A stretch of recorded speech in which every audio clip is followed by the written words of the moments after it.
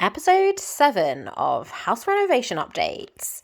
So it's about a month since the last video. We have been in the house for over 3 months. And I'll be honest, not much has changed. So you will notice, however, that the newspaper has gone. This is the very exciting update of the new window. So it is now actually under the lintel, no weird brickwork resting on top of it, filled with this insulation around the edges. We did have to get the window man to come back, but he was very good and came back straight away when we had some weird problem with the window, but now it's all beautiful. No dramas, so we're still planning to take down the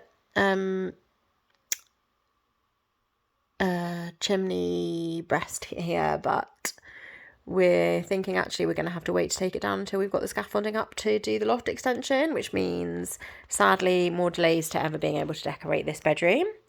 Do have a clothing rail now though, so small improvements. So out here, some drama. So we have started putting up this beautiful coving. It's been highly stressful trying to sort out the angles and the joins because obviously the walls are not flat. Sticking a 2 meter very much straight thing on a very much wobbly thing is problematic. But we finally worked out how to do the coving, and I'm quite pleased with it, to be honest. And then the plaster started falling off the wall. So we had a radiator here, and we're changing the radiator. I did accidentally fail to isolate the radiator and pour the entire contents of the central heating system through the holes in the floors into the lounge.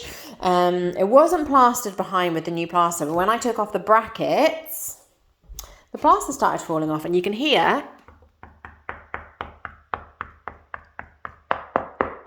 hollow. It's hollow. Just here. So it's just like above where this is that's hollow, but everywhere else the plaster seems to be okay. So the plaster is coming back to have a look at that. Look, exciting frame for our built-in wardrobe, which is going to hide the boiler, and our floating shelves, which I'm very excited about. I'm wondering whether we need to have another one in that big gap at the top, but I do have a large quantity of porcelain dolls which need to go somewhere, so maybe that's the place. Anyway, so need to do some more coving and deal with the plastering. Then we've got skirting boards to do, obviously. Lovely carpenters filling up the holes in the floor. Interesting. Got another little hole in the floor there. He's also going to do the architrave, which is going to be lovely. Not many updates in here. Started painting the walls.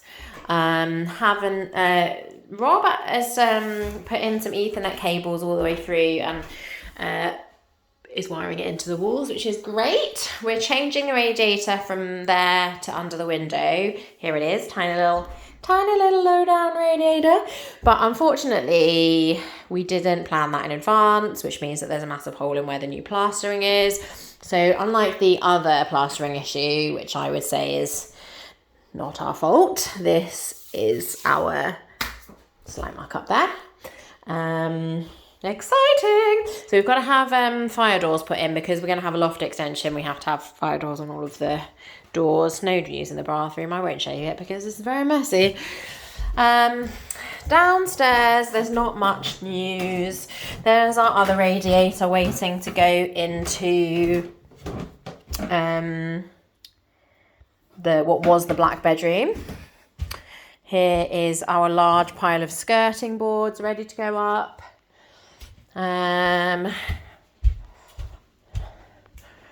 Oh yeah, I started making a hole in the wall to find out, and I think essentially, I don't know if you can see in there. No, you can't see in there. Essentially, there's a massive hole here that I think used to be a door from the kitchen through to the lounge, but we don't really need a door through from the kitchen through to the lounge. So we'll need to get that filled up. We're pretty sure the damp was just water coming through that hole to the wall because we plugged it up with a rag and there's no more water in the kitchen at all. So that's good. Outside, very pleased. Look at my lovely, lovely daily. It hasn't flowered, but it's going to be gorgeous. Look how huge it is. There's the bunnies asking, why have you not let me out, mummy? All the flowers looking good. I've got quite bad black spots on my roses, but this flower bed is looking lovely. In here, we have our first water butt. Now, the roofers said water butt would be fine to collect the water from this because there's no drain, essentially. The builder came around and said, no, it's definitely not. It's definitely too big a roof to drain. And you'll see, look, one rainfall overflown. So we've got a couple more water butts and they're going to be a little row of water butts filling up this little hole down there. Collecting some more rubbish and my little raspberry bush that was gifted by a friend, thank you very much. My strawberries that are looking sorry for themselves despite the fact that it rained today. Some purple sprouting broccoli and some rainbow chard and some up there as well. So that's all for today. Thank you very much, everybody. Gonna love you and leave you. Bye bye now.